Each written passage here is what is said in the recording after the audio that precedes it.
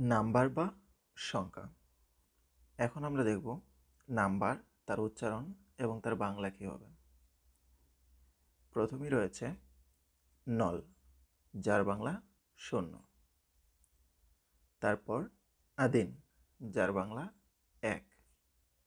তারপর দবা, যার বাংলা দুই।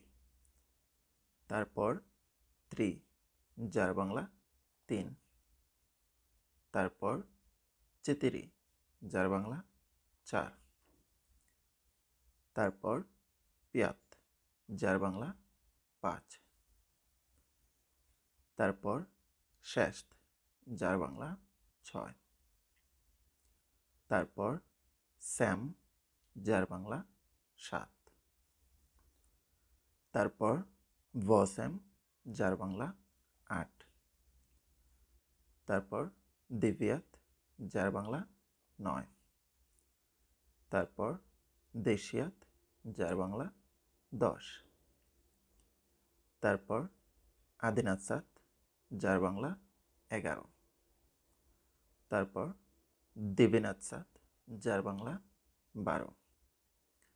তারপর ত্রিনাসাত, যার বাংলা 13। তারপর চিত্রিনাসাত, যার বাংলা 14। তারপর পিয়াতনাসাত, যার বাংলা 15। তারপর শেষত নাতসাত, যার বাংলা 16। তারপর শ্যামনাতসাত, যার বাংলা 17। তারপর বসেম নাতসাত, যার বাংলা 18।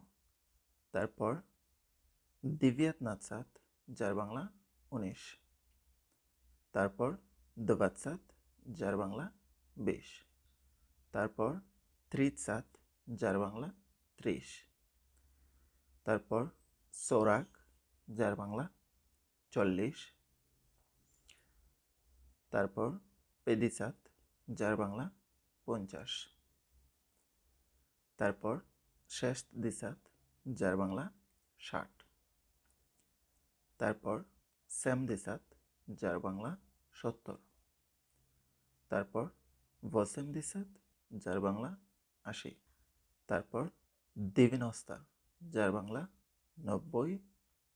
তারপর স্ত, যার বাংলা 100।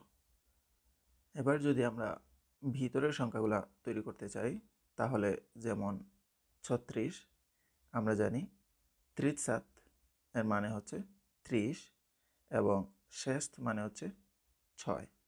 তাহলে 36 হবে ত্রিতসাত শেষত। অথবা 20 হচ্ছে দোবাতসাত অ্যান্ড আদিন হচ্ছে 1, তাহলে 21 হবে দোবাতসাত আদিন, এরকম। তো আজ এ পর্যন্তই, দেখা হচ্ছে পরবর্তী ভিডিওতে।